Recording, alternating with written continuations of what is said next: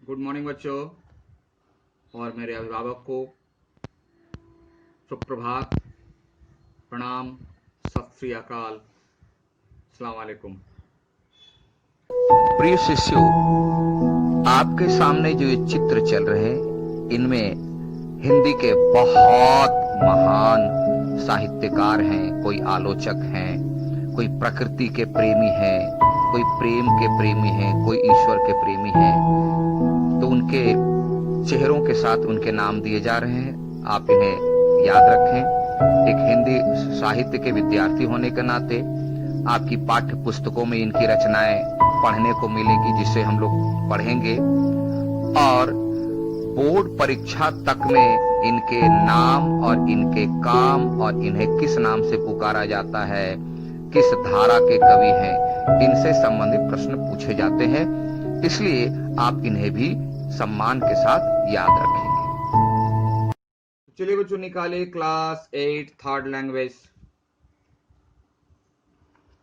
Lesson number 5 प्रेरक प्रसंग हम लोग देख रहे थे, जिसमें हम लोग सच्चाई वाले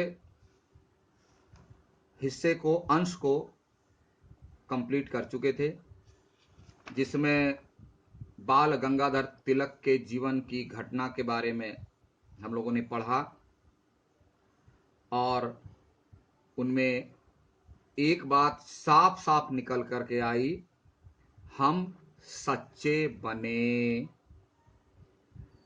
और इस सच्चाई से हम अपने जीवन और सारी दुनिया को लाभान्वित करें। और दूसरी बात निकल कर आई कि अगर हम बुद्धिमान हैं, अगर मैं किसी कार्य को पहले कर सकता हूं, तो बचे हुए समय में दूसरों को डिस्टर्ब ना करें, बल्कि दूसरों की सहायता करें। ये बातें हमने सीखी। अब आइए दूसरे अंश में देखते हैं, विनम्रता। यह भी मनुष्य का एक बहुत बड़ा गुण है, विनम्रता, पोलाइटनेस। और जो जो व्यक्ति इसको अपनाए हैं, जिन्होंने इस गुण को अपने जीवन में अपनाया है, वो महान बने हैं। उनका नाम महापुरुषों में लिखा गया। हां, एक बात ध्यान में रखनी है कि अति सर्वत्र वर्ज्यते, एक्सेस एवरीथिंग इज बैड। अगर विनम्रता को कोई व्यक्ति कायरता समझता है, तो उसे सबक सिखा देना चाहिए। यह भी ऐसे में से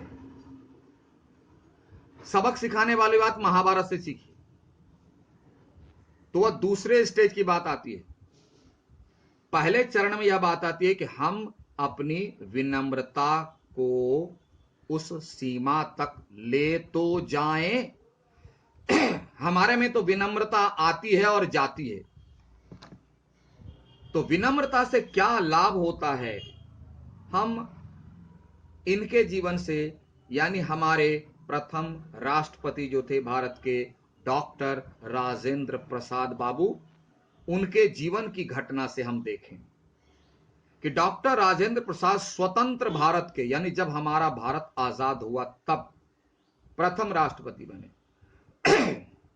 सब जानते हो, उनका जन्म 3 दिसंबर 1884 यानी 1884 को जीरादेई, बिहार में, यानी बिहार स्टेट में इनका जन्म हुआ था।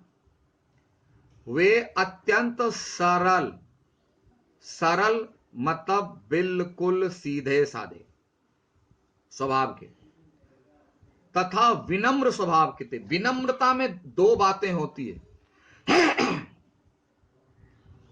विनम्रता में दो बातें होती है, तब कहेंगे विनम्र। नंबर एक, जिसके सामने मैं खड़ा हूं उनको अपने से बड़ा समझना। बड़ा मतलब हाइट में नहीं, धन में नहीं, दौलत में ही, गुण में।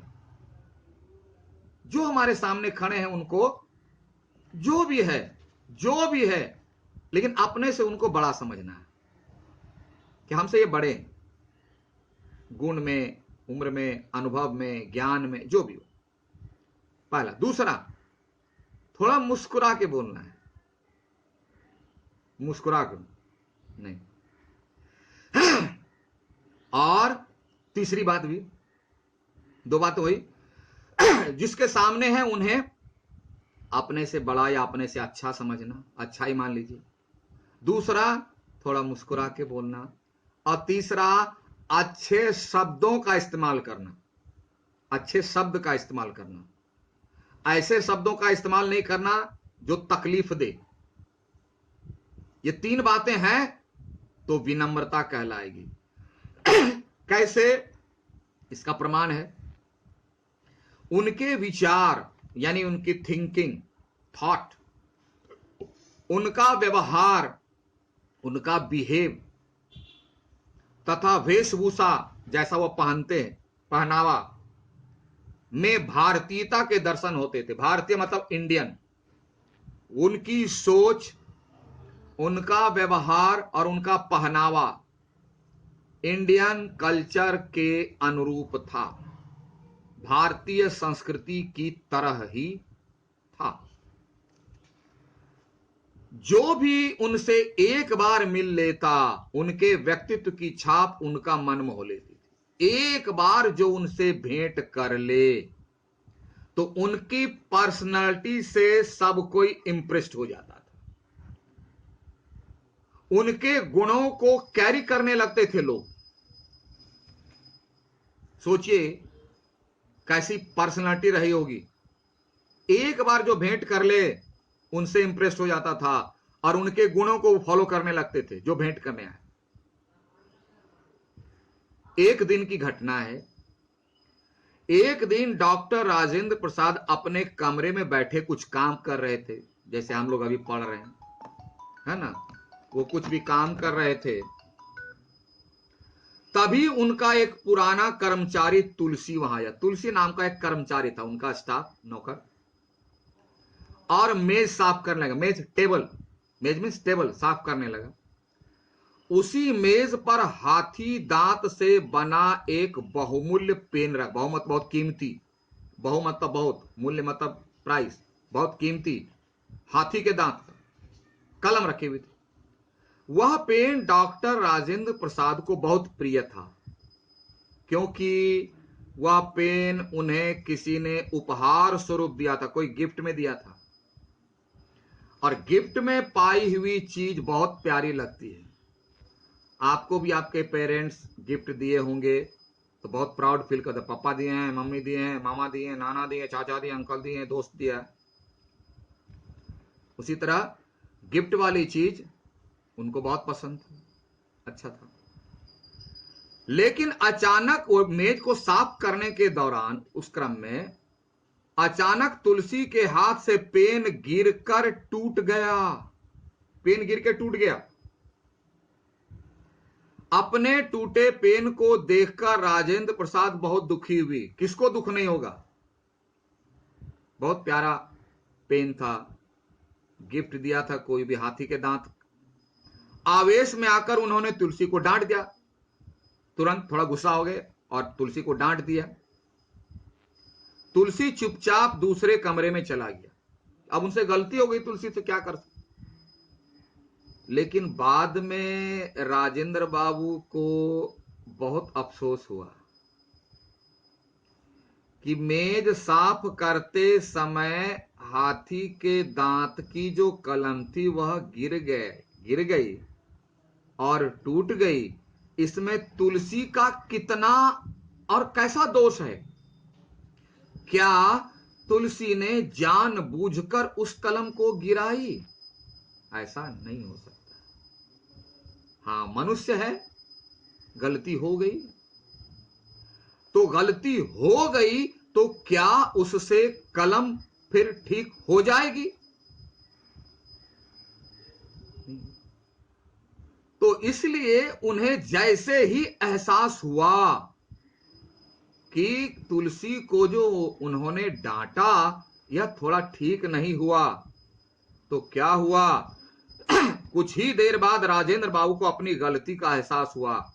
काश हम लोग भी अपनी गलती का एहसास करें तो हमारे अंदर बहुत सुधार हो जाएगा। उन्होंने तुलसी को बुलाया और प्यार से पूछा, तुलसी काका। तुरंत एहसास हो गया, तुरंत बुला लिया और काका बोले, तुलसी काका, मैंने क्रोध में आकर आपको बहुत कठोर शब्द कहे। बोला, मुझे थोड़ा सा गुस्सा लग गया था और मैंने आपको बहुत कड़वे शब्द कह दिए काका। क्या आप मुझे क्षमा कर देंगे? शब्द पर ध्यान देना। क्या आप मुझे क्षमा कर देंगे? आई एम सॉरी, मैं क्षमा मांगता हूं, ये वाले शब्द में। और क्षमा कर देंगे यानी अगर आप चाहें तो माफ कर दीजिए, और अगर नहीं चाहते हैं तो मुझे जो आप दंड देना चाहते हैं, पनिश करना चाहते हैं, मैं तैयार हूं। दोनों में बहुत डिफरेंस है, दोनों में बहुत डिफरेंस है ना। एक अपने से मांग लेना और माफी मांगने की इजाजत मांगना बहुत बड़ी बात है। इसलिए इनकी बातों पर ध्यान दें। राजेंद्र बाबू की बात सुनकर तुलसी चकित रह गए। अरे, इतने बड़े भारत देश के राष्ट्रपति हमसे माफी मांग रहे हैं, मुझसे, और भी इस तरह से काका बोल करके, और उस पर भी बोल रहे हैं कि आप माफ करेंगे या नहीं, आपकी मर्जी पर है। अगर आप माफ नहीं करते हैं तो मैं दंड भी भोगने के लिए तैयार हूं।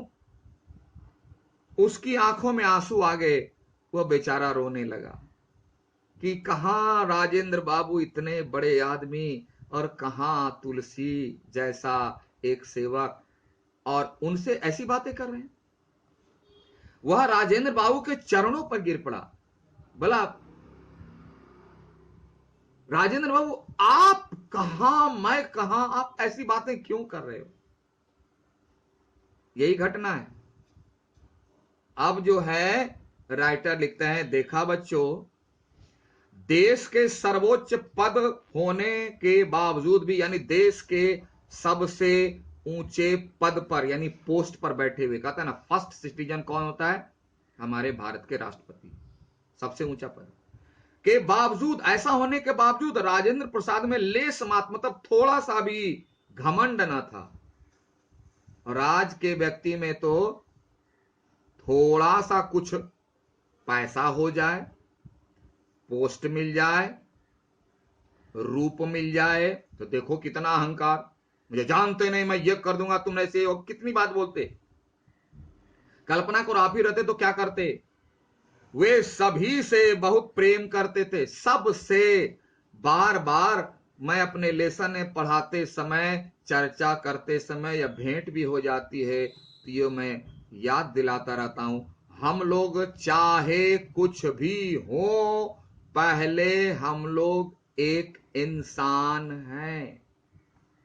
सबसे पहले हम इंसान हैं, और अगर हमारे में इंसानियत नहीं है तो हम कुछ भी रहें, वह कुछ नहीं होगा। सरलता यानी सिंपलनेस और सज्जनता यानी इंसानियत वाला स्वभाव उनका सबसे बड़ा धन था। असली धन यही है। हम सरल साधारण जिंदगी जिए, सबको बराबर समझे, यही तो असली जिंदगी है। धन तो आज है कल नहीं, रूप आज है कल नहीं, पद आज है कल नहीं, लेकिन इंसानियत मरते दम तक रह नहीं गए, बल्कि मरने के बाद भी जिंदा रहती है। जैसे इन लोगों का है, इन लोगों का फिजिक नहीं है, बॉडी नहीं है, लेकिन इनके काम तो आज भी है, बुक में छपा हुआ है, मेरा और किसी का नाम छपने वाला नहीं। इनकी इंसानियत अभी भी जिंदा है। आज डॉक्टर राजेंद्र प्रसाद हम सबके बीच नहीं है, परंतु वे हमें सिखा गए हैं कि हम चाहे कितने भी ऊंचे पद पर पहुंच जाएं, घमंड नहीं करना चाहिए। क्योंकि घमंड जो है व्यक्ति के सारे मेरिट को, सारी प्रतिभा का नाश नहीं करती, सर्वनाश कर देती है, सत्यानाश कर देती है। तो देखा बच्चों, हम लोग इसमें आज विनम्रता का गुण देखे, और इसमें जो है कितना फायदा है कि हमें अमर बना देने वाला गुण है। इसको पढ़िए, समझिए, और होमवर्क आपको मैं दे ही देता हूं, टिक मार लीजिए, ऐसे टेनों में दे दूंगा। मौखिक का एक अलग, मौखिक का नंबर 3 यानी ग, और लिखित का ख। डॉक्टर राजेंद्र प्रसाद कौन थे? डॉक्टर राजेंद्र प्रसाद अपने टूटे हुए पेन को देखकर क्यों दिखे? इसको मिला दीजिए। फिर लिखित का क, ग, घ, यानी पहला, तीसरा और चौथा अलग अलग। ठीक है? नहीं समझ में आया तो फिर से वीडियो को पॉज करके रिप्ले कर लीजिए। आज इतना ही, फिर मिलते हैं हम लोग अगली कक्षा में अगले दिन। तब तक के लिए have a nice day. Thank you.